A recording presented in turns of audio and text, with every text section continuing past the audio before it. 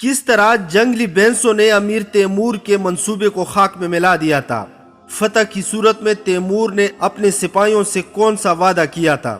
جبکہ چاک کے سپاہیوں کا سپہ سالار بھاگ نکلا، مگر اس کے باوجود اس کے سپاہیوں نے بے جگری سے لڑ کر تیمور کو حیران کر دیا کہ چاک کی جنگ میں تیمور کو اس کی زندگی کا کون سا خوفناک حادثہ پیش آیا جس کا اشارہ اس جنگ سے پہلے اسے خواب میں مل چکا تھا۔ سرزمین کے چاک پر غالب آنے کے بعد جب تیمور نے اپنے سپاہیوں کو کھلی چھٹی دی کہ وہ جتنی چاہیں عورتوں کو کنیز یا لونڈی بنا سکتے ہیں، مگر کس بات سے انہیں منع کیا؟ جب شدید زخمی اور بخار سے بے حال تیمور نے یاجوج ماجوج کی دیوار تک جانے کا فیصلہ کیا، جس کے بارے میں اسے بتایا گیا کہ اسے بنانے میں 50 سال کا عرصہ لگ گیا تھا اور جو سیسا پگھلا کر بنائی گئی تھی، اور کس طرح امیر تیمور نے ایک غریب بوڑھی کی وجہ سے اس کا سارا گاؤں ہی معاف کر دیا۔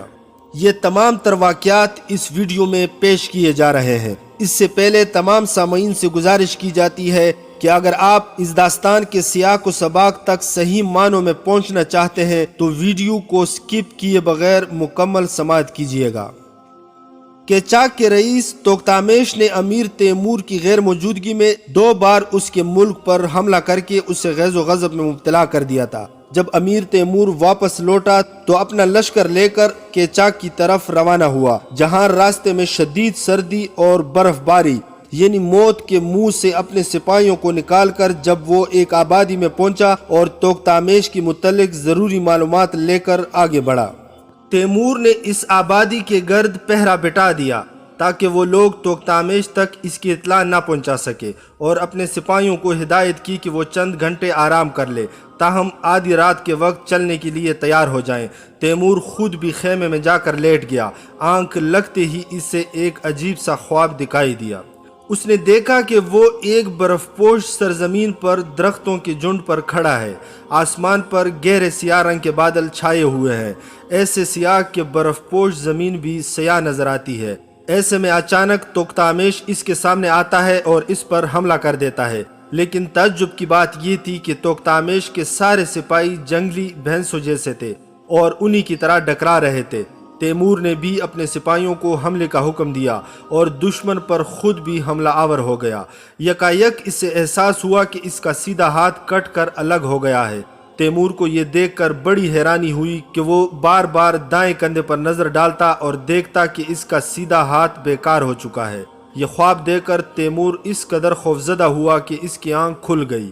اس نے بے اختیار اپنے سیدھے ہاتھ کو چھو کر دیکھا اور اسے صحیح سلامت پا کر اطمینان کی سانس لی۔ اگرچہ تیمور کا خیال تھا کہ چونکہ وہ ایسی حیران کن سرزمین پر ہے اور وہاں برف پوش زمین، گہرے سیاہ بادلوں اور جنگلی بھینسوں کے حیرت انگیز مناظر دیکھ چکا ہے، اس لیے ایسی چیزوں کا خواب میں نظر آنا قدرتی عمل ہے، تاہم دائیں ہاتھ کا بیکار ہونا اس کے دل پر دباؤ ڈال رہا تھا۔ چونکہ ایک بار پہلے بھی اسے خواب میں اس بات سے خبردار کیا جا چکا تھا، اس لیے اس کا دل گواہی دے رہا تھا کہ کوئی بڑا حادثہ اس کا منتظر ہے۔ تیمور کی جگہ کوئی اور ہوتا تو بلا شبہ اپنا راستہ بدل لیتا، مگر تیمور کے دل میں ذرا بھی ہچکچاہٹ نہ تھی۔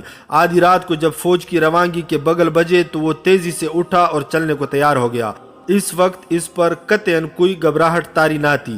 تیمور جانتا تھا کہ جب کوئی سپاہی میدان جنگ کا رخ کرے تو وہ در حقیقت موت کا استقبال کرنے اور اسرائیل کا سامنا کرنے جا رہا ہوتا ہے۔ تیمور کبھی بھی میدان جنگ میں کودنے اور موت کا سامنا کرنے سے نہیں گھبرایا تھا۔ بعض جنگوں میں وہ خود شریک نہ ہوا، مگر وہ بھی مصلحتوں کے تحت، کیونکہ وہ نہیں چاہتا تھا کہ اس لمحہ اس کی فوج سپہ سالار سے محروم رہے۔ تاہم اس کے دل میں اور کوئی خوف ہو تو ہو، موت کا خوف ہرگز نہیں تھا۔ آدھی رات سے صبح تک وہ مغرب کی طرف سفر کرتے رہے اور کوئی خاص واقعہ پیش نہ آیا۔ دوپہر کے وقت ہراول دستے نے اطلاع دی کہ وہ ایک بار پھر جنگلی بھینسوں کو آتا دیکھ رہے ہیں۔ اس بار ہراول دستہ بخوبی جانتا تھا کہ وہ جو دیکھ رہا ہے وہ بھینسیں ہیں اور دشمن کے سپاہی نہیں۔ معلوم ہوا کہ بھینسوں کا گلا سیدھا ان کی طرف آ رہا ہے، کیونکہ اب تیمور اور اس کی فوج کا راستہ بدل چکا تھا۔ عصر کے وقت تیمور اور اس کے سپاہی ان بھینسوں کے سامنے پہنچ گئے۔ انہیں ایک بار پھر اپنے سامنے پا کر وہ بھینسیں پلٹی اور جس طرف سے آئی تھی اسی طرف لوٹ گئی۔ اس دن شام ڈلے تک وہ بھینسیں تیمور کی فوج کے آگے آگے دوڑتی رہیں۔ وہ کبھی کبھی ٹھہر جاتی، پلٹ کر اپنی لال لال آنکھوں سے انہیں گھورتی، اور جب دیکھتی کہ فوج اس کے پیچھے آ رہی ہے تو وہ دوبارہ بھاگنے لگتی۔ وہ لوگ رات بھر چلتے رہے، اور جب صبح ہوئی تو انہیں بہت دور ایک بار پھر بھینسوں کا گلا دکھائی دیا، لیکن اس بار ان کا اندازہ غلط نکلا، اور نظر آنے والی جنگلی بھینسوں کا گلا نہیں تھا بلکہ در حقیقت دشمن کی فوج تھی۔ بعد میں انہیں معلوم ہوا کہ دراصل بھینسوں کا وہ گلا ہی ان کے دشمن کو ان کی وہاں موجودگی سے خبردار کرنے کا سبب بن گیا۔ توختامش اور اس کے سپاہی چونکہ مقامی تھے اور جانتے تھے کہ بھینسوں کا وہ گلا موسم بدلنے پر شمال کی طرف بھاگنے لگتا ہے، مگر جب تیمور کی فوج کے سامنے آنے پر بھینسوں نے اپنا راستہ تبدیل کیا اور واپس پلٹی تو توختامش اور اس کی فوج سمجھ گئی کہ ایسا دشمن کی فوج آنے سے ہوا ہے۔ یوں توختامش کو غفلت میں جا لینے کا تیمور کا ارادہ خاک میں مل گیا۔ اس سے یہ بات بھی ثابت ہوئی کہ کوئی سپہ سالار کتنا ہی قابل کیوں نہ ہو اور کتنی ہی عقل مندی سے کام کیوں نہ لے، مستقبل میں کیا ہونے والا ہے اس کا اندازہ نہیں لگایا جا سکتا۔ تیمور کے ہراول دستے نے واضح طور پر اطلاع دی تھی کہ انہوں نے کچھ سواروں کو دیکھا ہے جو انہیں دیکھتے ہی ٹھہر گئے اور پھر تیزی سے واپس پلٹ گئے۔ کافی کوشش کے باوجود ان میں سے کسی کو نہ پکڑا جا سکا۔ اس رات وہ لوگ ساری رات سفر کرتے رہے، اور صبح کی روشنی پھیلنے پر تیمور نے حسب عادت سورۃ الفلق کی تلاوت کی۔ اسی لمحے اس کی نظر پیڑوں کے جھنڈ پر پڑی اور نزدیک پہنچ کر معلوم ہوا کہ وہ گھنے درختوں پر مشتمل جنگل ہے۔ چنانچہ تیمور نے وہیں پڑاؤ ڈالنے کا حکم دے دیا، اگرچہ وہ جانتا تھا کہ دشمن قریب ہے اور کسی بھی وقت جنگ چھڑ سکتی ہے، مگر اس نے سپاہیوں کو آرام کی اجازت دے دی تاکہ ان کی تھکن دور ہو جائے۔ البتہ اس نے چاروں طرف سخت پہرا بٹھا دیا تاکہ افسر اور سپاہی آرام سے سو سکیں، البتہ خود تیمور بالکل نہ سو سکا۔ اس پر اضطراب کی سی کیفیت طاری تھی۔ اس کے ہراول دستے کی طرف سے اطلاع موصول ہو رہی تھی کہ وہ مسلسل کچھ سواروں کو دیکھ رہے ہیں جنہوں نے کھال سے بنی ہوئی ٹوپیاں پہن رکھی ہیں۔ وقفے وقفے سے کچھ اور سوار ان سے آ کر ملتے ہیں اور پھر لوٹ جاتے ہیں۔ تیمور کے لیے شک کی گنجائش نہ رہی تھی کہ وہ توختامش کی فوج کے ہراول دستے کے سوار ہیں۔ ان کے پیچھے آنے والے لوگ نئے احکام لاتے اور تازہ اطلاعات لے کر لوٹ جاتے ہیں۔ اگرچہ تیمور توختامش کو غافل نہ کر سکا تھا، مگر اسے امید تھی کہ اسے جنگی ساز و سامان مہیا کرنے کی مہلت نہیں مل سکی ہوگی۔ بہرحال جب سورج کافی بلند ہو گیا تو تیمور نے سپاہیوں کو بیدار کرنے کے لیے بغل بجانے کا حکم دے دیا۔ چلنے سے پہلے اس نے جنگی سفارائی مکمل کی اور فاضل فوج کا دستہ بھی الگ کر دیا۔ اب موسم قدر خوشگوار تھا اور آرام کے باعث گھوڑے اور سپاہی تازہ دم لگ رہے تھے۔ اسی اثناء میں ہراول دستے کی طرف سے اطلاع موصول ہوئی کہ وہ دشمن کے قریب پہنچ گئے ہیں اور چونک کا مقابلہ نہیں کر سکتے، اس لیے پیچھے ہٹ رہے ہیں۔ دراصل ہراول دستے کا کام دشمن پر نظر رکھنا اور ان کے بارے میں اطلاعات مہیا کرنا ہی ہوتا ہے، اور جب دشمن کی فوج سامنے آ جائے تو اس کے پاس لوٹ آنے کے سوا کوئی چارہ نہیں ہوتا، کیونکہ تعداد کم ہونے کے باعث وہ اس کا مقابلہ نہیں کر سکتے۔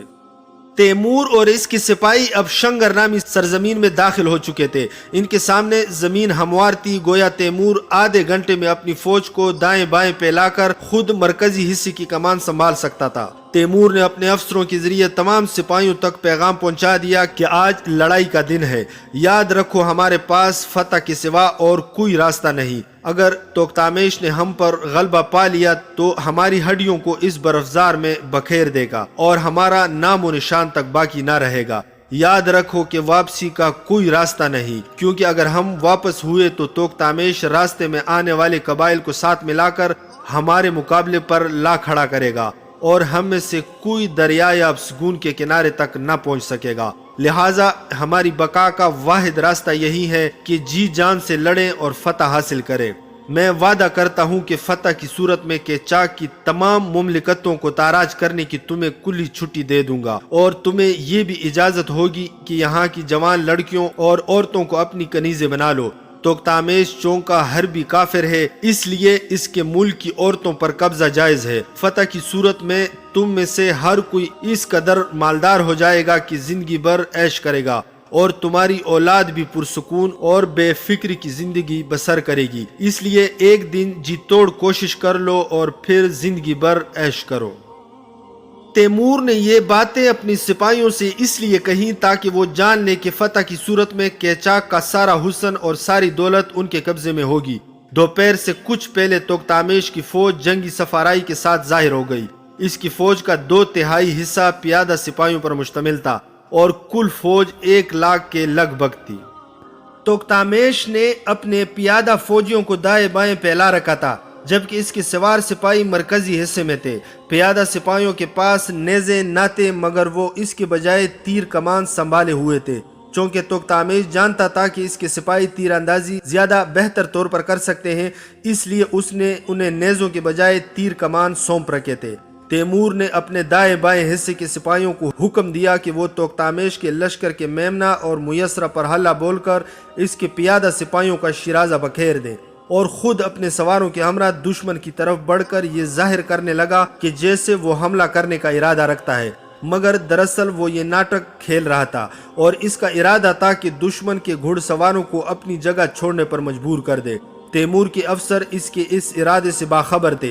वो जानते थे कि तैमूर सबसे पहले तोकतामेश की पियादा फौज में इंतशार फैलाना चाहता है, फिर सवार फौज को अपने पीछे लगाकर मुनज़्ज़म सफ़े छोड़ने पर मजबूर करना चाहता है, ताकि इसकी फौज के दोनों रिसाले चक्कर काटते हुए दुश्मन को घेरे में ले लें। तब वो खुद सामने से हमला कर दे ताकि तोकतामेश की फौज दोनों तरफ से घेरे में आकर हार मानने पर मजबूर हो जाए। जिस सरजमीन पर वो मौजूद थे वो बिल्कुल हमवार थी और सिपाही जिस तरफ से चाहते बआसानी हरकत कर सकते थे। इनकी राह में कोई रुकावट न थी। तैमूर की फाजिल फौज का दस्ता मैदान जंग से बाहर था, ताहम वो किसी भी वक्त इसे बाकायदा फौज के तौर पर तलब कर सकता था। तैमूर ने दुश्मन की फौज पर नजर डालकर अंदाजा लगाया कि इसे दुश्मन के मेमना और मुयसरा में शगाफ डालने के लिए शायद काफी सिपाहियों की कुर्बानी देना होगी। ऐन मुमकिन था कि इसकी आधी फौज इस जमन में काम आ जाए। ताहम इस सोच के बावजूद तैमूर के अज़्म हिम्मत में लग़ज़िश न आई। तैमूर के सिपाही पहले तो धीमी रफ्तार से तोकतामेश की फौज की तरफ बढ़े, ताहम नज़दीक पहुंचकर उन्होंने अपने घोड़ों को एड़ लगा दी और सरपट दौड़ते हुए दुश्मन की तरफ बढ़ने लगे। इनका मकसद अपनी रफ्तार से शाह के चाक की फौज को तबाह बर्बाद करना न था, बल्कि वो दुश्मन के तीर अंदाजों से बचने के लिए हर मुमकिन हद तक तेज रफ्तारी से इस तक पहुंचना चाहते थे। अगर कोई सिपाही दुश्मन की तरफ आहिस्ता रफ्तार से बढ़े तो दुश्मन के तीर अंदाजों को इसकी तरफ 30 के करीब तीर चलाने का मौका मिल जाता है, लेकिन अगर वो तेज रफ्तारी से आगे बढ़े तो इन तीरों की तादाद निसफ रह जाती है, बल्कि बाद सूरतों में 1/3 रह जाती है। इस ज़मन में ये बात भी अहमियत की हामिल थी कि अगर घुड़सवार दुश्मन की फौज के करीब पहुंचकर फौरी तौर पर अपने घोड़ों को ना रोक सके तो वो खुद को मजीद खतरे में डाल लेंगे, क्योंकि दुश्मन के तीर अंदाजों से बचने के लिए जब वो इसकी सफ़ों से आगे निकल जाएंगे तो दुश्मन के तीर अंदाज इनके पीछे अपनी सफ़े मुनज़्ज़म करके दोबारा उन्हें पीछे से निशाना बना लेंगे और इनके पास बचाव का कोई रास्ता ना बचेगा।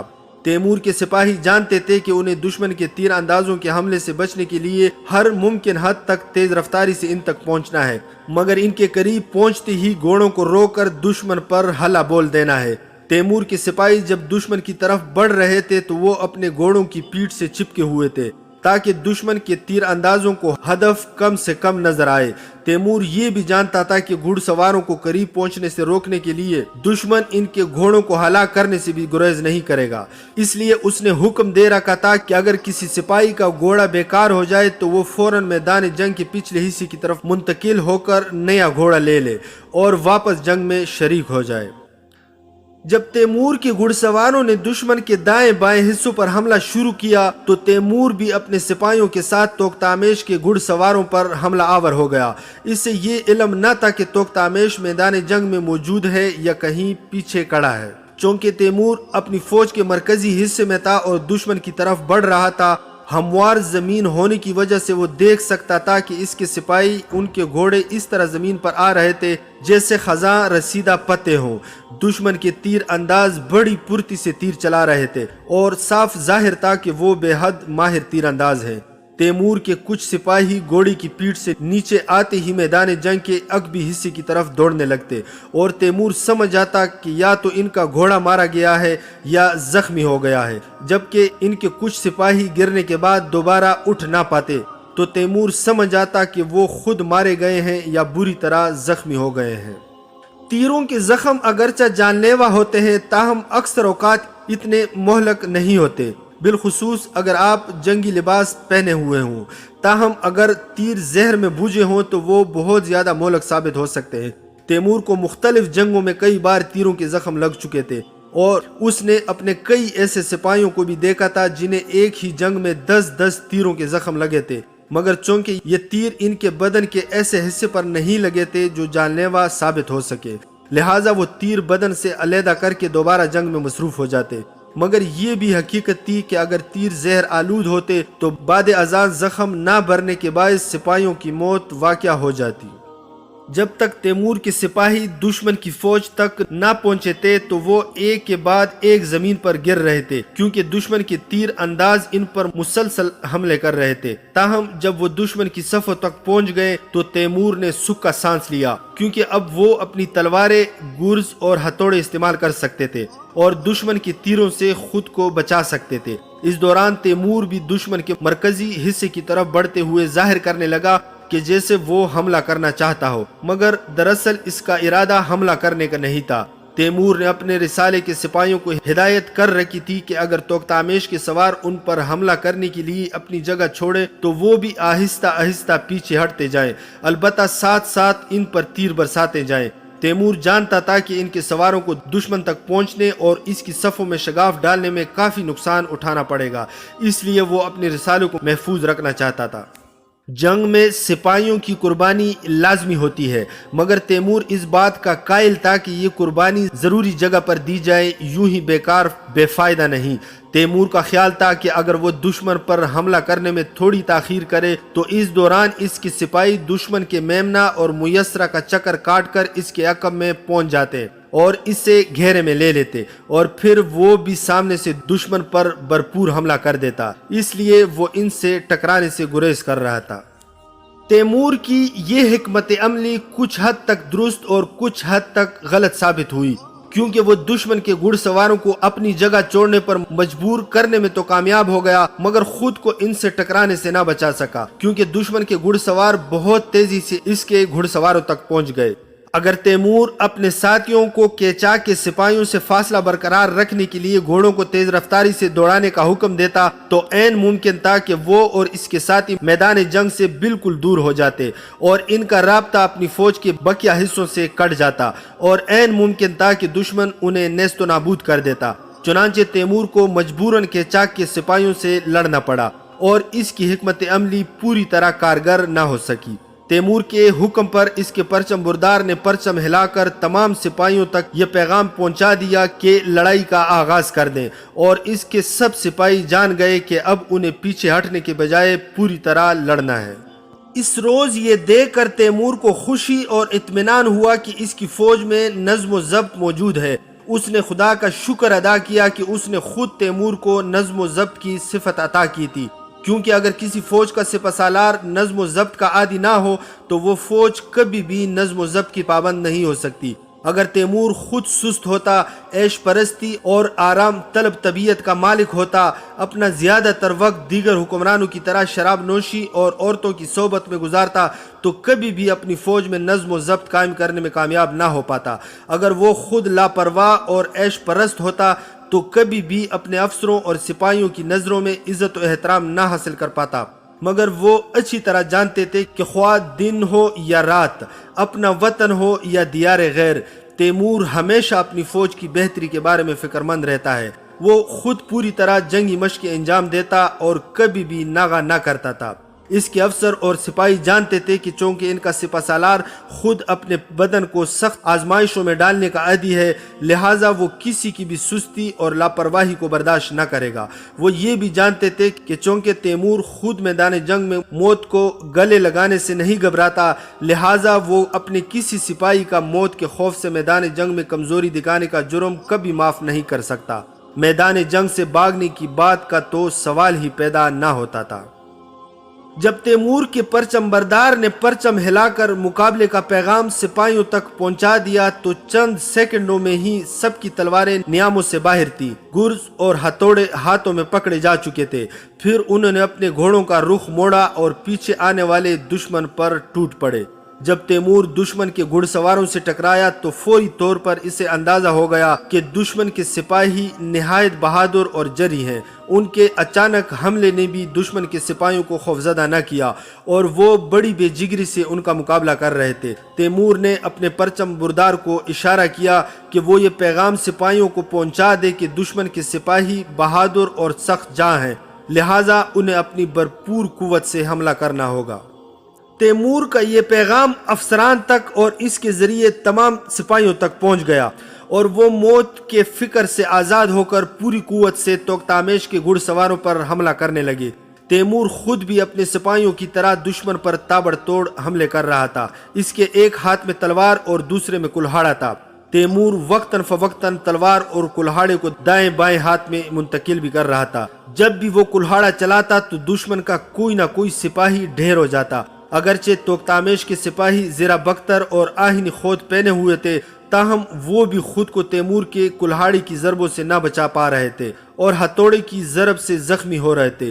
تیمور کی تلوار بھی دشمن کے سپاہیوں کی آہنی ڈال سے نہ ٹکراتی تو مد مقابل کی گردن لے اڑتی۔ اگر تیمور گھوڑی کی لگام گردن میں ڈال لیتا تو بآسانی دونوں ہاتھوں سے لڑائی جاری رکھ سکتا تھا، مگر میدان جنگ کی صورتحال کچھ ایسی تھی کہ اس سے گھوڑے کو بار بار ادھر ادھر کرنا پڑ رہا تھا۔ اس لیے وہ کبھی کلہاڑا کاٹھی سے لٹکا کر لگام تھام لیتا اور تلوار سے لڑائی جاری رکھتا، اور کبھی کلہاڑا تھام کر تلوار نیام میں ڈال لیتا اور گھوڑے کی جگہ بدل بدل کر میدان جنگ پر پوری طرح نظریں جمائے ہوئے تھا۔ اس کے سپاہی پوری دل جمی سے لڑ رہے تھے کیونکہ ان پر میدان جنگ پر نظر رکھنے کی اضافی ذمہ داری نہ تھی۔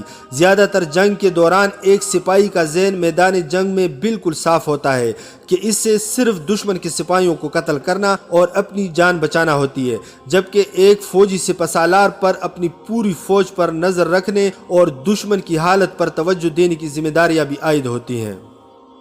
تیمور کو میدان جنگ کا سماع انتہائی دل پذیر معلوم ہوتا تھا۔ اس کا دل دشمن کے خلاف داد شجاعت دینے، تلواروں کی چھنکار، سپاہیوں کی للکاریں سننے، گردنوں سے پھوٹتے خون کے فوارے دیکھنے کو بےتاب تھا۔ اس کے دل میں خواہش اٹھ رہی تھی کہ اس کا گھوڑا دشمن کے سپاہیوں کو زمین پر گرا کر انہیں اپنے سموں سے رونتا ہوا گزر جائے۔ وہ چاہتا تھا کہ اس کے افسر اور سپاہی جان لیں کہ ان کا سپہ سالار ایسا شخص نہیں جو موت سے گھبراتا ہے، اور یہ کہ وہ بھی ان کی طرح خطرے کا سامنا کرنے کے لیے ہمہ وقت تیار رہتا ہے۔ اس روز تیمور میدان جنگ کی حالت کا جائزہ لینے پر توجہ مرکوز کیے ہوئے تھا اور وہ ارد گرد کے حالات سے چند لمحوں کے لیے بے خبر ہو گیا، اور اس بے خبری کا نتیجہ یہ نکلا کہ امیر قیچاق کے سپاہیوں میں سے ایک نے اس کے دائیں ہاتھ پر کلہاڑے کا بھرپور وار کیا جس میں تیمور تلوار تامے ہوئے تھا۔ تیمور کے ہاتھ سے تلوار دور جا گری۔ اس روز تیمور میدان جنگ کی حالت کا جائزہ لینے پر توجہ مرکوز کیے ہوئے تھا۔ وہ ارد گرد کے حالات سے چند لمحوں کے لیے بے خبر ہو گیا، اور اس بے خبری کا نتیجہ یہ نکلا کہ امیر قیچاق کے سپاہیوں میں سے ایک نے اس کے دائیں ہاتھ پر کلہاڑے کا بھرپور وار کیا جس میں تیمور تلوار تھامے ہوئے تھا۔ تیمور کے ہاتھ سے تلوار دور جا گری اور اسے یوں محسوس ہوا کہ گویا اس کا سیدھا ہاتھ بدن سے الگ ہو گیا ہو۔ تاہم تیمور نے اپنے زخم اور تکلیف پر قابو پاتے ہوئے اگلی ہی لمحے کلہاڑے کا بھرپور وار حملہ آور کے چہرے پر کیا اور وہ زمین پر آ گرا۔ تیمور کا دائیں ہاتھ بیکار ہو چکا تھا، مگر پھر بھی اس نے میدان جنگ چھوڑنا گوارا نہ کیا، کیونکہ اس نے اپنا کلہاڑا بائیں ہاتھ میں تاما اور دشمن کے سپاہیوں پر تیر برساتے ہوئے دل ہی دل میں کہنے لگا، اے سمر ترخان، خدا تیری روح کو کروڑ کروڑ جنت نصیب کرے، کیونکہ یہ تو ہی تھا جس نے مجھے ابتدا ہی میں ایک ہاتھ پشت پر باندھ کر ایک ہاتھ سے لڑنے کی تربیت دیتے ہوئے کہا تھا، یوں سمجھو کہ تمہارا دایاں ہاتھ بیکار ہو چکا ہے اور تمہیں صرف بائیں ہاتھ سے تلوار چلانی ہے۔ تیمور کو اس سے قبل بھی سمر ترخان کی تربیت کے ثمر کا اندازہ ہو چکا تھا، اور وہ جانتا تھا کہ ایک ایسا شخص جو دونوں ہاتھوں سے تلوار چلانا جانتا ہو دشمن کے کئی سپاہیوں پر باری ہوتا ہے، مگر اس روز اس سے سب سے زیادہ سمر ترخان کی تربیت کی اہمیت اور فائدے کا اندازہ ہوا، کیونکہ اسی تربیت کے نتیجے میں اس کا بایاں ہاتھ بالکل دائیں ہاتھ کی طرح کام کر سکتا تھا اور اس طرح دشمن کا کلا کما کرنے کے قابل تھا۔ اگر اس روز تیمور کے پاس یہ صلاحیت نہ ہوتی تو اس کے پاس میدان جنگ چھوڑنے کے سوا کوئی راستہ باقی نہ رہتا، اور چونکہ وہ اپنے افسروں اور سپاہیوں کے سامنے ایسی ذلت برداشت نہیں کر سکتا تھا، لہٰذا میدان جنگ میں کھڑے رہنا اور مر جانا قبول کر لیتا۔ اس روز تیمور کے بائیں ہاتھ کی مہارت اور قابلیت نے اس کی جان بچائی۔ تیمور کے ہاتھ سے مسلسل خون بہہ رہا تھا، مگر اس نے اس پر کوئی توجہ نہ دی، کیونکہ اسی لمحے اس سے پہلی بار توختامش کافی فاصلے پر اپنے پرچم کے پیچھے کھڑا نظر آ گیا۔ تیمور دو چیزوں کی مدد سے توختامش کو پہچان پایا، ایک تو اس کا پرچم اس کی پہچان کا سبب بنا، اور دوسرا وہ بیش قیمت اور بھاری بھرکم جنگی لباس جو وہ زیب تن کیے ہوئے تھا۔ تیمور نے دیکھا کہ توختامش نے اپنی داڑھی مونچھیں منڈوا رکھی ہیں، اور بعد ازاں معلوم ہوا کہ اس نے یہ رومیوں سے سیکھا ہے۔ تیمور اور توختامش کے درمیان اتنا فاصلہ تھا کہ وہ اس پر تیر سے حملہ کر سکتا تھا، مگر اپنے زخمی ہاتھ کے باعث وہ ایسا کرنے سے قاصر تھا، لہٰذا اس نے اپنے کئی سپاہیوں کو قیچا کے بادشاہ کی موجودگی سے آگاہ کر کے اسے تیروں سے نشانہ بنانے کی ہدایت کی۔ اس دوران توختامش نے بھی تیمور کو دیکھ لیا، اور جب تیمور کے کچھ سپاہی اس کی طرف تیر چلا رہے تھے تو تیمور نے توختامش کی طرف اشارہ کر کے کہا، اس شخص کو میرے لیے زندہ پکڑ لاؤ یا قتل کر دو۔ اس وقت تک چونکہ تیمور بذات خود بھرپور لڑائی میں مصروف تھا، اس لیے فوج کے میمنہ اور میسرہ سے بے خبر تھا، اور اسے یہ معلوم نہ تھا کہ اس کے سپاہی دائیں اور بائیں طرف سے تیزی سے آگے بڑھ رہے ہیں۔ توختامش کے پیادہ سپاہیوں میں سے بہت سے مارے جا چکے تھے، اور ان میں سے کئی تیمور کے سپاہیوں کی طرف سے زبردست دباؤ کے باعث پیچھے ہٹ رہے تھے۔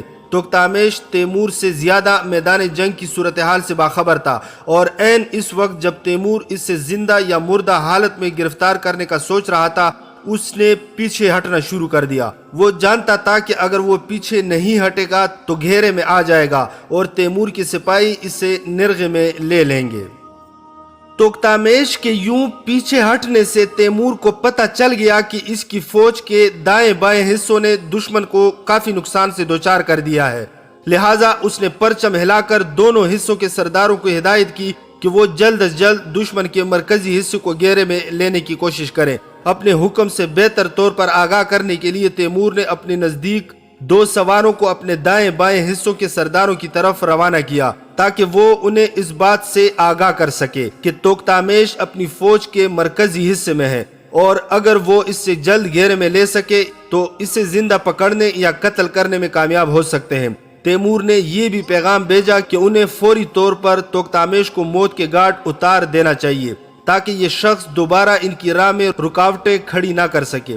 تیمور کے سپاہیوں نے حکم کی پیروی کرتے ہوئے تیزی سے آگے بڑھنا شروع کیا، مگر وہ جتنا آگے بڑھتے توختامش اتنا ہی پیچھے ہٹتا جاتا، اور پھر دیکھتے ہی دیکھتے توختامش کی عقب نشینی فرار میں تبدیل ہو گئی۔ توختامش اور اس کے قریبی ساتھیوں نے اپنے گھوڑوں کا رخ موڑا اور بجلی کی سی رفتار سے بھاگ کھڑے ہوئے۔ تیمور نے اپنی فوج کے پورے رسالے کو ان کے تعاقب میں روانہ کر دیا، مگر وہ لوگ پوری کوشش کے باوجود توختامش اور اس کے ساتھیوں کو نہ پکڑ سکے، اور وہ نظروں سے اوجھل ہو گئے۔ توختامش کی فوج کے مرکزی حصے سے اب بھی زبردست مزاحمت جاری تھی۔ اگرچہ ان سپاہیوں کو علم تھا کہ ان کا امیر فرار ہو چکا ہے، مگر پھر بھی وہ بڑی پامردی سے لڑ رہے تھے، اور ہرگز ان کے پایا استقلال میں کمی واقع نہ ہوئی تھی۔ حالانکہ تیمور نے اکثر دیکھا تھا کہ جب کسی فوج کا امیر میدان چھوڑ دے تو اس کے باقی سپاہی بھی بڑی بے دلی سے لڑتے اور حوصلہ ہار دیتے ہیں، اس لیے جلد ان پر فتح پائی جا سکتی ہے، مگر یہاں معاملہ الٹ تھا۔ توختامش کے سپاہیوں کو ہرگز یہ پرواہ نہ تھی کہ ان کا امیر فرار ہو چکا ہے، بلکہ وہ پوری قوت سے لڑائی جاری رکھے ہوئے تھے۔ اگرچہ تیمور کے سپاہیوں نے دونوں اطراف سے دشمن کی صفوں کو چیر کر اس سے کافی نقصان پہنچایا تھا اور کافی دور تک پیش قدمی کر چکے تھے، مگر پھر بھی دونوں اطراف کے پرچم بردار افسران دشمن کے سپاہیوں کو پوری طرح گھیرے میں لینے میں کامیاب نہیں ہو پا رہے تھے، جس کی وجہ قیچاک کے سپاہیوں کی زبردست مزاحمت اور دلیری تھی۔ اگرچہ دشمن کے پیادہ سپاہیوں کی اکثریت پیچھے ہٹ رہی تھی اور ان کی صفیں بے نظمی کا شکار ہو چکی تھی، مگر پھر بھی وہ وقفے وقفے سے سخت مزاحمت کرتے اور تیمور کے گھڑ سواروں کو آگے بڑھنے سے روکے رکھتے۔ لہٰذا یوں لگ رہا تھا کہ تیمور کے سپاہی شاید اس وقت تک آگے نہ بڑھ پائیں گے جب تک وہ اپنے راستے میں موجود سپاہیوں کو موت کے گھاٹ اتارنے میں کامیاب نہ ہو جائیں۔ اگر توختامش خود بزدل نہ ہوتا اور یوں فرار ہونے کے بجائے اپنے سپاہیوں کی صفوں کو از سر نو منظم کر لیتا تو تیمور اور اس کے سپاہی کبھی بھی ان کو پیچھے ہٹانے اور ان پر غلبہ پانے میں کامیاب نہ ہو پاتے، کیونکہ قیچاق کے سپاہی بے حد نڈر، بہادر اور بااستقامت تھے، مگر ایک بزدل سپہ سالار 1,00,000 بہادر سپاہیوں کی قدر و قیمت کو خاک میں ملا سکتا ہے، بالکل اس طرح جیسے توختامش کی بزدلی نے اس روز اس کے سپاہیوں کی جنگی صلاحیت کو بیکار کر دیا تھا۔ تیمور اور اس کے سپاہی سورج غروب ہونے تک مسلسل لڑتے رہے، پھر اس وقت تیمور کے دونوں اطراف کے سردار ایک دوسرے سے آ ملے اور انہوں نے توختامش کی فوج کے رہ سہے حصوں کو پوری طرح گھیرے میں لے لیا۔ اب تیمور کے ہاتھ سے خون بہنا بند ہو چکا تھا، البتہ وہ اپنا دایاں ہاتھ بالکل ہلا نہیں سکتا تھا، اگرچہ رات کی تاریکی پھیل رہی تھی اور قیچاق کے سپاہی جانتے تھے کہ وہ پوری طرح گھیرے میں آ چکے ہیں، مگر پھر بھی وہ مزاحمت جاری رکھے ہوئے تھے۔ تیمور جانتا تھا کہ جب تک ان کی مزاحمت جاری رہی تو وہ جنگ میں مکمل فتح کا اعلان نہیں کر سکتے تھے۔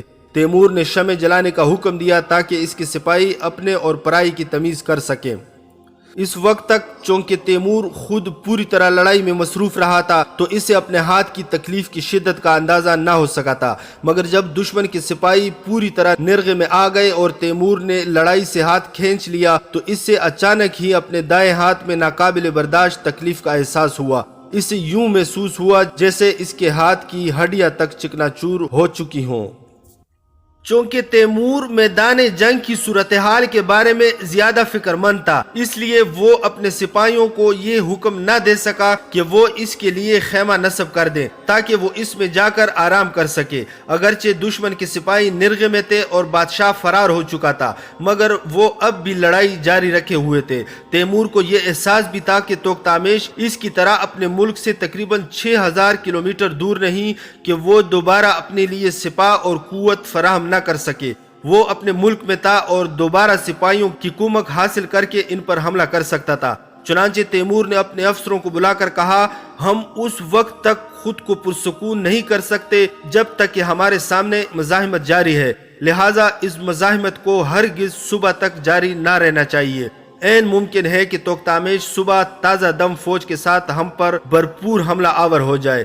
چنانچہ اگر تم دیکھو کہ تمہارے سامنے مزاحمت کرنے والے ہتھیار پھینکنے پر تیار نہیں ہوتے تو بلا دریغ انہیں قتل کر دو، خواہ اس دوران ہمیں خود ہی کچھ حد تک زخم اٹھانے پڑے۔ تیمور کے سپاہیوں نے ہر ممکن حد تک شمع جلا کر میدان جنگ کو روشن کر رکھا تھا۔ وہ رات جو کہ 22 فروری کی رات تھی، تیمور کی زندگی کی ناقابل فراموش رات تھی۔ تیمور شدید تکلیف میں مبتلا تھا۔ اس کا حکیم اسے افین کھلانا چاہتا تھا تاکہ وہ درد کی شدت میں کمی محسوس کرے اور سو جائے، مگر جنگ کی صورتحال کے باعث تیمور سونے کے بارے میں سوچ بھی نہیں سکتا تھا، اگرچہ اسے اپنے افسران پر اعتماد تھا کہ وہ جنگی صورتحال سنبھالنے کی صلاحیت رکھتے ہیں، تاہم ان میں سے کوئی بھی موقع کی نزاکت سمجھنے اور جنگی حالات کے مطابق فوری فیصلہ کرنے کے حوالے سے تیمور کے پائے کا نہ تھا۔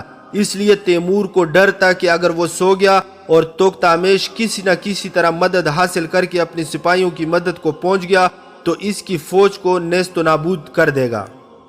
رات کا کچھ پہر گزرنے پر تیمور کو شدید بخار نے آ گھیرا اور اگرچہ اس نے کمبل لپیٹ رکھا تھا، اس پر شدید کپ کپی طاری ہو گئی۔ اس کا حکیم اسے کپ کپی سے بچانے کے لیے مسلسل سبز قہوہ پلا رہا تھا۔ میدان جنگ سے توختامش کی سپاہیوں کی آوازیں بالکل ویسی ہی آ رہی تھی جیسے جانور ڈکراتے ہیں، جبکہ تیمور کے افسران اپنے سپاہیوں سے کہہ رہے تھے، مارو، کسی کو بھی زندہ نہ چھوڑنا۔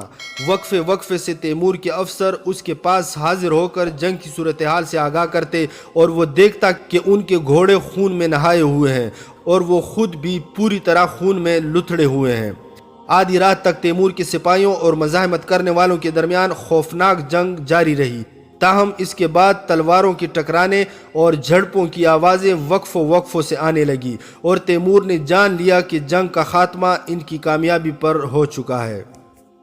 توختامش کے باقی سپاہیوں نے ہتھیار پھینک دیے کیونکہ وہ جانتے تھے کہ اب ان کی مزاحمت بیکار ہے۔ تیمور نے اپنے افسران کے ذریعے دشمن کے سپاہیوں تک پہلے ہی پیغام پہنچا دیا تھا کہ ہتھیار پھینکنے والوں کو امان مل جائے گی۔ جیسے ہی جنگ ختم ہوئی تو تیمور نے حکم دیا کہ فوراً خیمے کھڑے کیے جائیں۔ تاکہ اس کے افسران اور سپاہی آرام کر سکیں اور زخمیوں کا علاج معالجہ ہو سکے۔ گھوڑوں کی دیکھ بھال کی ذمہ داری فاضل فوج کو سونپ دی گئی جو اب تک جنگ کا حصہ نہیں تھے۔ تیمور کے سپاہی ایک مسلسل سفر کے بعد شنگری پہنچے تھے اور یہاں پہنچتے ہی انہیں جنگ کا سامنا کرنا پڑا تھا، لہٰذا انہیں آرام کی سخت ضرورت تھی تاکہ اگلے دن تازہ دم ہو کر ہر طرح کی صورتحال کا سامنا کر سکیں۔ میدان جنگ لاشوں سے اٹا پڑا تھا اور تیمور سوچ رہا تھا کہ بھیڑیے اور گیدڑ یقیناً ان کی سپاہیوں کی لاشوں کو چیر پاڑ ڈالیں گے۔ اس رات وہ میتیں دفن کر سکتے تھے اور نہ ان کی حفاظت۔ تاہم اگلے روز تیمور کو یہ سن کر خوشی ہوئی کہ اس رات میتوں کو بھیڑیوں نے کوئی نقصان نہیں پہنچایا تھا۔ دراصل تیمور کو یہ اندازہ ہی نہ تھا کہ اس خطے میں بھیڑیے وغیرہ نہیں پائے جاتے تھے، خاص طور پر فروری کے مہینے کے دوران۔ پھر جب سپاہیوں کے لیے خیمے کھڑے ہو گئے، زخمیوں کا علاج معالجہ شروع ہو گیا اور خیمہ گاہ کے پاس پہرا بٹھا دیا گیا تو تیمور نے اپنے حکیم کو اجازت دے دی کہ وہ اسے افین کھلا دے تاکہ وہ آرام سے سو سکے۔ اگلی صبح جب تیمور سو کر اٹھا تو اس کا دایاں ہاتھ اس قدر پھول چکا تھا کہ دیکھنے سے یوں محسوس ہوتا تھا جیسے اس نے اپنے ہاتھ کے ساتھ گرم پانی کا مشکیزہ باندھ رکھا ہے۔ تاہم اب اس میں گزشتہ رات کی طرح ناقابل برداشت تکلیف نہیں ہو رہی تھی۔ اس کے طبیب نے زخم پر دوا مل کر اسے باندھ دیا تھا۔ تیمور نے بستر سے اٹھنے کی کوشش کی، تاہم شدید بخار سے ہونے والی نکاہت کے باعث ایسا نہ کر سکا۔ تیمور نے اس روز میتوں کو دفنانے کا حکم دیا۔ میدان میں اس قدر لاشیں تھی کہ سب کو الگ الگ دفنانا ممکن نہ تھا، چنانچہ اس نے بڑے بڑے گڑھے کھود کر ان میں میتیں دفنا دی۔ اس جنگ میں جو دوپہر سے آدھی رات تک جاری رہی، تیمور کی فوج کے 27,000 سپاہی مارے گئے یا شدید زخمی ہوئے۔ تاہم اس کے بدلے میں انہوں نے توختامش کی 1,00,000 کی فوج کا شیرازہ بکھیر دیا تھا۔ صبح کے وقت جب کہ چاک کے سپاہی تیمور کی فوج کے ساتھ میتیں دفنانے کے کام میں مشغول تھے، تیمور نے کیچاک کے کچھ سپاہیوں کو طلب کر کے دریافت کیا کہ توختامش کس طرف فرار ہوا ہے، کہاں جا سکتا ہے اور کیا یہ ممکن ہے کہ وہ جلد فوج جمع کر کے دوبارہ حملہ کر دے۔ انہوں نے شمال کی طرف اشارہ کرتے ہوئے کہا، چونکہ وہ اس سمت گیا ہے لہٰذا جلد کسی بڑی فوج کے ساتھ واپس نہیں لوٹ سکتا، کیونکہ وہاں ایسے قبائل آباد ہیں جن کے ہمارے ساتھ زیادہ اچھے تعلقات نہیں ہیں، لیکن اگر وہ جنوب کی طرف نکل گیا اور فولادی دیوار عبور کر گیا تو پھر اس کے لیے ممکن ہے کہ وہ قبائل کو ساتھ ملا کر نئی فوج تیار کر لے اور واپس چلا آئے۔ تیمور نے ان سے دریافت کیا، یہ فولادی دیوار کہاں واقع ہے؟ ان لوگوں نے وضاحت کی کہ فولادی دیوار دریائے ابسکون اور بحرائے اسود کے درمیان بنائی گئی ہے۔ اس میں کئی راستے ہیں جن کے ذریعے گزر کر ایک طرف سے دوسری طرف جایا جا سکتا ہے۔ تب تیمور کو یاد آیا کہ یہ وہی فولادی دیوار ہے جسے یاجوج ماجوج کی دیوار کہا جاتا ہے اور جس کے بارے میں وہ بہت پہلے سن چکا تھا۔ چنانچہ تیمور نے دریافت کیا، کیا یہ دیوار واقعی فولاد کی بنی ہوئی ہے؟ کیچاک کے سپاہیوں نے جواب دیا، نہیں، بلکہ انہوں نے پتھروں پر چونے کا مسالہ اور اس پر پگھلا ہوا سیسا ڈال کر اسے تعمیر کیا تھا، اس لیے وہ اسے فولادی دیوار کہتے ہیں۔ تیمور نے ان سے پوچھا، پھر وہ لوگ اسے سیسا کی دیوار کیوں نہیں کہتے، فولادی دیوار کیوں کہتے ہیں؟ کیچاک کے سپاہی کہنے لگے، ہم نے اپنے آباء و اجداد سے اس کا یہی نام سنا ہے، ممکن ہے ماضی میں دیوار کا کوئی حصہ فولاد سے بنایا گیا ہو۔ تیمور ایک ایسا انسان تھا جو ہمہ وقت علم اور معلومات حاصل کرنے کی جستجو میں رہتا تھا، چنانچہ اس وقت بھی جب اس کا دایاں ہاتھ شدید تکلیف میں مبتلا تھا اور وہ خود بخار کی شدت سے بے حال تھا، کسی نہ کسی طرح اٹھا اور ٹیک لگا کر بیٹھ گیا اور اس نے کیچاک کے سپاہیوں سے پوچھا، آیا تم جانتے ہو کہ کس نے اور کس زمانے میں یہ دیوار تعمیر کروائی تھی؟ وہ کہنے لگے، فولادی دیوار کو ایک ایرانی سلطان نے تعمیر کروایا تھا، تاہم ہم یہ نہیں جانتے کہ اس نے اسے کب تعمیر کروایا۔ تیمور نے ان سے پوچھا، انہوں نے یہ دیوار کیوں تعمیر کروائی تھی؟ کیچاک کے سپاہی کہنے لگے، یہ دیوار اس لیے بنائی گئی تھی تاکہ ہم جنوب کی طرف سے ایران پر حملہ نہ کر سکے، جو کہ پہاڑوں کے درمیان جنوب میں واقع ہے۔ تیمور نے فیصلہ کیا کہ جیسے ہی اس کی حالت بہتر ہوئی وہ خود جا کر دیوار ضرور دیکھے گا۔ میت دفنانے کا کام 3 روز تک جاری رہا اور اس دوران توختامش کی طرف سے کوئی خطرہ ظاہر نہیں ہوا۔ چونکہ تیمور کے سپاہی توختامش کے خلاف جنگ جیت چکے تھے، لہٰذا اس نے انہیں حسب وعدہ سرزمین کے چاک میں جا کر لوٹ مار کرنے اور غارت گری کرنے کی اجازت دے دی، بشرطے کہ اپنا مال ماوراء نہر لے جائیں، راستے میں خرچ نہ کریں۔ گو کہ تجربہ کار سپاہی مال غنیمت کی اہمیت سے واقف ہوتے ہیں اور اسے راستے میں خرچ کرنے کے بجائے اپنے ملک میں لے جاتے ہیں، مگر نوجوان اور نہ تجربہ کار سپاہی دور اندیش نہیں ہوتے، اس لیے وہ اپنا سارا مال غنیمت راستے میں ہی داد عیش دیتے لٹا دیتے ہیں، اور جب واپس گھر پہنچتے ہیں تو اسی طرح خالی ہاتھ ہوتے ہیں جیسے کہ جاتے وقت تھے۔ اگرچہ تیمور کو اس بات سے کوئی فرق نہیں پڑتا تھا کہ جب اس کے سپاہی گھر واپس پہنچے تو خالی ہاتھ ہوں یا مال سے لدے ہوئے ہوں، تاہم اس کا یقین تھا کہ جب سپاہی اپنا مال عیش و عشرت میں لٹانے لگے تو وہ کاہلی کا شکار ہو جاتا ہے، اور کاہلی ایک سپاہی کے لیے زہر کے مترادف ہے، کیونکہ وہ اسے اندر ہی اندر کھوکھلا کر دیتی ہے، جیسے کہ تیمور خود 40 سال کی عمر کو پہنچنے پر اس چیز کا شکار ہو گیا تھا۔ اگرچہ تیمور نے اپنے سپاہیوں کو مکمل اجازت دی تھی کہ وہ جہاں بھی چاہیں لوٹ مار کریں اور جو مزاحمت کرے اسے تہ تیغ کر ڈالے، مگر ساتھ ہی اس نے یہ ہدایت بھی کی کہ وہ دشمن کی اتنی ہی عورتوں کو کنیز یا لونڈی بنائیں جن کی دیکھ بھال بھی کر سکیں، کیونکہ جب سپاہی کسی عورت کو اپنی کنیزی میں لے لیتا ہے تو اس کی خوراک اور لباس کا بھی خیال رکھنا پڑتا ہے، اور اگر وہ اس قابل نہ ہو تو وہ انہیں غلاموں کی منڈی تک لے جا کر فروخت کرنے کا مجاز بھی نہیں رہتا۔ چنگیز خان اپنے سپاہیوں کو فتح کے بعد یہ اجازت دے دیتا تھا کہ وہ جتنی چاہے عورتوں کو کنیزیں اور مردوں کو غلام بنا لے، لیکن جب وہ لوگ ان غلام مردوں اور لونڈیوں کو خوراک اور لباس فراہم کرنے سے عاجز آ جاتے اور ان کے لیے ان سب غلام مرد اور عورتوں کو غلاموں کی منڈی تک لے جانے کے لیے بھی سواری اور راستے کے اخراجات ادا کرنا بھی ممکن نہ ہوتا، تو وہ اس قدر بہرحم بن جاتے کہ ایک ہی دن میں تمام غلام مرد اور عورتوں کو ایک جگہ اکٹھا کر کے قتل کر دیتے۔ تاہم تیمور نے اپنے سپاہیوں کو ہدایت کر رکھی تھی کہ اتنی ہی غلام اور کنیزیں ساتھ لو جن کی ضرورت پوری کر سکو۔ اس کے سپاہی 4 ہفتوں تک قچاق کے شہروں اور قصبوں میں لوٹ مار کرتے رہے۔ اس دوران جھڑپوں میں کچھ سپاہی مارے بھی گئے، کیونکہ جب مقامی باشندوں کو پتہ چلتا کہ انہیں غلام بنایا جا رہا ہے تو وہ مزاحمت کرتے تھے، اس لیے انہوں نے چھوٹے چھوٹے مزاحمتی گروپ بنا لیے تھے اور تیمور کے سپاہیوں کے خلاف لڑ رہے تھے۔ ان سے جھڑپوں ہی کے نتیجے میں تیمور کے چند سپاہیوں کو جان گنوانا پڑی، تاہم اکثر مقامات پر مزاحمت کاروں کو کم تعداد کے باعث فرار ہونا پڑا۔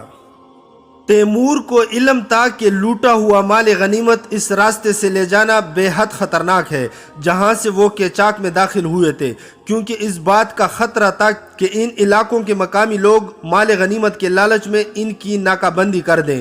یہی وجہ تھی کہ تیمور نے سارا مال غنیمت سمندر کے راستے ماوراء النہر بھیجنے کا فیصلہ کیا تاکہ وہ جلدی پہنچنے کے ساتھ ساتھ محفوظ بھی رہیں۔ جیسا کہ پہلے ذکر ہو چکا ہے کہ تیمور کا دایاں ہاتھ لڑائی کے دوران بہت بری طرح زخمی ہوا تھا اور اسی زخم کی وجہ سے تیمور شدید بخار میں مبتلا تھا۔ اس کا یہ بخار 10 روز تک جاری رہا، جس کے باعث طبیب یہ باتیں کرنے لگے کہ تیمور کی زندگی بچانے کے لیے اس کا دایاں ہاتھ کاٹ دینا ناگزیر ہے۔ ایک روز مقامی باشندوں میں سے ایک معمر شخص تیمور کے پاس آیا۔ اس شخص کے بارے میں تیمور کو بتایا گیا کہ وہ ایک طبیب ہے۔ اس نے تیمور کے زخم کا معائنہ کرنے کے بعد اسے بتایا کہ اگر وہ اپنے زخم پر مقامی بوٹی کا بنایا ہوا مرہم رکھے تو اس کا زخم جلد ٹھیک ہو جائے گا۔ تیمور نے بوڑھی کی بتائی ہوئی بوٹی کا نام کبھی نہیں سنا تھا، مگر اس نے فوراً اپنے سپاہیوں کو حکم دیا کہ اس کے لیے بوٹی کا انتظام کریں۔ اگرچہ اس وقت تک موسم نسبتاً گرم ہو چکا تھا، مگر بظاہر بوٹیوں کے اگنے کے آثار نظر نہیں آ رہے تھے، اس لیے تیمور کے سپاہی خشک بوٹی دوسرے علاقوں میں تلاش کرنے نکل کھڑے ہوئے اور بالآخر اسے حاصل کر کے تیمور کی خدمت میں حاضر کر دیا۔ پھر انہوں نے اس بوٹی کا مرہم بنا کر تیمور کے زخم پر باندھ دیا۔ اس بوڑھے طبیب نے تیمور کو ہدایت کی کہ جیسے ہی یہ مرہم خشک ہو تو فوراً اس کی جگہ نیا مرہم تیار کر کے زخم پر لگا دیا جائے۔ تیمور نے ایسا ہی کیا اور 3 دن کے بعد ہی تیمور کے ہاتھ کے زخم میں بہتری کے آثار نمودار ہو گئے اور 1 ہفتے کے بعد یہ بات واضح ہو گئی کہ تیمور کا ہاتھ ٹھیک ہو جائے گا۔ تیمور نے اس بوڑھے طبیب کو جو مقامی گاؤں سے تعلق رکھتا تھا 1000 سونے کے سکے عطا کیے اور اس کے ساتھ ہی اس کے پورے گاؤں کو امان بخشتے ہوئے فرمان جاری کیا کہ کوئی سپاہی بوڑھے کے گاؤں کی طرف آنکھ اٹھا کر بھی نہیں دیکھے گا۔ اس دن کے بعد سے وقت آخر تک تیمور اپنے دائیں ہاتھ سے لکھ نہ پاتا تھا، البتہ وہ دائیں ہاتھ سے تلوار چلانے کا کام لے سکتا تھا۔ دراصل اس کے دائیں ہاتھ کا پنجہ تلوار تام سکتا تھا، مگر اس کی ہاتھ کی انگلیاں قلم نہیں پکڑ سکتی تھی۔ تاہم تیمور اپنے الٹے ہاتھ سے بخوبی لکھ سکتا تھا اور دائیں ہاتھ کے اس نقص کو اس نے لکھنے کی صلاحیت ختم کرنے کا سبب نہ بننے دیا تھا۔ جب تیمور کے ہاتھ کا زخم بالکل ٹھیک ہو گیا تو اس نے فولادی دیوار دیکھنے کا ارادہ کیا تاکہ یاجوج ماجوج کی دیوار کا بذات خود مشاہدہ کر سکے۔ جیسا کہ تیمور کو قیچاک کے قیدیوں نے بتایا تھا کہ یہ دیوار ایران کے بادشاہوں میں سے کسی ایک نے بنوائی تھی اور یہ دریائے آبسکون اور کالے سمندر کے درمیان واقع تھی۔ جب یہ دیوار تعمیر ہوئی تو کوئی بھی انسان کوکاف کے شمال میں واقع بیابانوں سے جنوب کی طرف نہیں جا سکتا تھا، ماں سوائے اس کے کہ دیوار میں بنے ہوئے دروازوں میں سے عبور کرے۔ یہ دروازے لوہے کے بنے ہوئے تھے اور اس وقت کے ساتھ ساتھ مکمل طور پر خراب ہو گئے تھے، کیونکہ لوہا بارش، آندھی اور دیگر آفات کا اس طرح مقابلہ نہیں کر سکتا جیسا کہ پتھر کرتا ہے اور جلد خراب ہونے لگتا ہے۔ تاہم دیوار باقی تھی جسے تیمور نے اپنی آنکھوں سے دیکھا۔ یاجوج ماجوج کی یہ دیوار جسے تیمور نے دیکھا ایسی دیوار تھی کہ جس کی اونچائی 10 ذراع اور چوڑائی 3 ذراع کے برابر تھی۔ یہ دیوار پتھر کی بڑی بڑی سلوں کو جوڑ کر پگھلے ہوئے سیسے کے ذریعے تعمیر کی گئی تھی۔ اس وقت تک اس دیوار کے کچھ حصے تباہ ہو چکے تھے، مگر جو باقی تھے وہ اس قدر محفوظ تھے کہ بارود کے بغیر انہیں گرانا ناممکن تھا۔ دیوار کی تعمیر کچھ یوں کی گئی تھی کہ کوئی انسان پہاڑوں کی چوٹیوں پر چڑھ کر بھی اس کے پار نہیں جا سکتا تھا، کیونکہ اس کے آثار پہاڑوں کے قابل عبور چوٹیوں پر بھی موجود تھے۔ دیوار کو ممکنہ سیلاب کے ریلوں سے بچانے کے لیے بھی ضروری اقدامات کیے گئے تھے اور اس کی تعمیر ایسے کی گئی تھی کہ سیلاب کی صورت میں اس سے نقصان نہ پہنچ سکے۔ جب تیمور نے اس دیوار کا بغور جائزہ لیا، اس کی بلندی اور پیچ و خم کا مشاہدہ کیا، تو اسے اندازہ ہوا کہ اس دیوار کی تعمیر کا کام ایسا مشکل اور کھٹن تھا کہ کوئی بھی اس سے 1-2 سال میں مکمل نہ کر سکتا تھا۔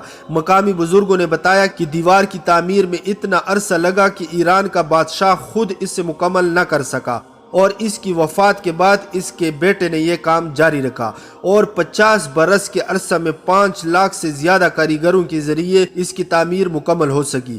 تاہم اس دیوار کی تعمیر سے ایران پر قیچاک میں رہنے والے قبائل کی شورشوں کا ہمیشہ کے لیے خاتمہ ہو گیا۔ اس عظیم دیوار کو دیکھنے کے بعد تیمور کے دل میں یہ خیال بھی آیا کہ شاہ ایران اور اس کے بیٹے نے اس عظیم دیوار کی تعمیر میں کس قدر سرمایہ، وقت اور افرادی قوت ضائع کی۔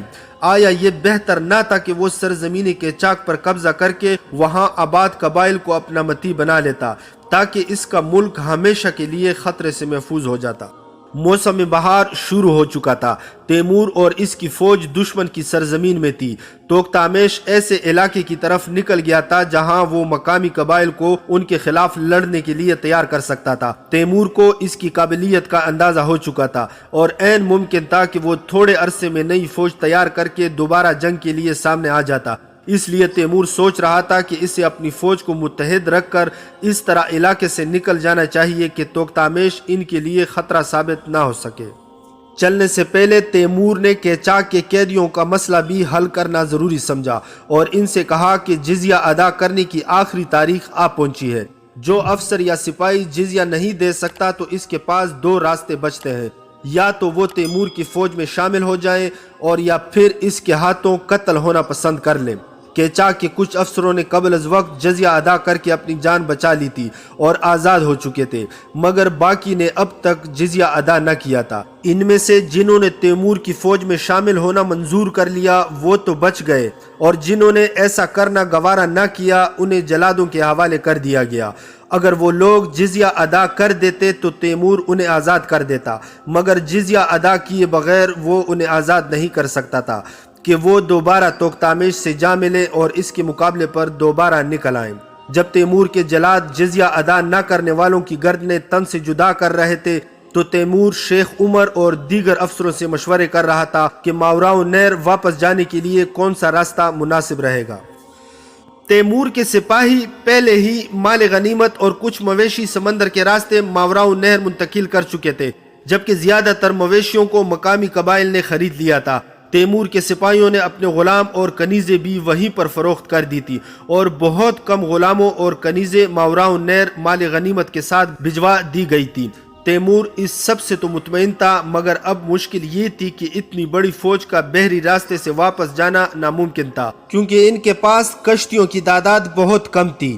یوں ان محدود کشتیوں کے ذریعے اتنی بڑی فوج کی منتقلی میں بہار تو کیا گرمیوں کا موسم بھی گزر جاتا، اور اس مدت میں توختامش موقع پا کر تیمور اور اس کی فوج کو تباہ کر سکتا تھا۔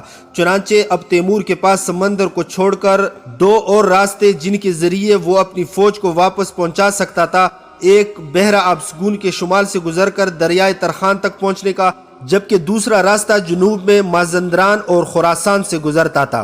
البتہ وہ لوگ کوکاف سے گزر کر بھی جنوب میں پہاڑوں کے پار پہنچ سکتے تھے، مگر توختامش وہیں چھپا بیٹھا تھا۔ وہ مقامی شخص تھا اور اس سے وہاں کے پہاڑی علاقوں سے مکمل واقفیت حاصل تھی، جبکہ تیمور اور اس کے سپاہیوں کے لیے وہ راستے قطعی اجنبی تھے۔ اس سے پہلے جب تیمور اپنی فوج کے ساتھ ان راستوں سے گزر کر آیا تھا تو تیمور اور کوہسار برف پوش تھے، جبکہ اب برف پگھلنے کے بعد اس سرزمین کا نقشہ بدل چکا تھا۔ توختامش ان اجنبی راستوں پر ان کی ناکہ بندی کر کے اس کی فوج کو نیست و نابود کر سکتا تھا، لہٰذا تیمور نے بہتر یہی جانا کہ دریائے ابسکون کے شمال سے ہوتا ہوا ماوراء النہر پہنچ جائے۔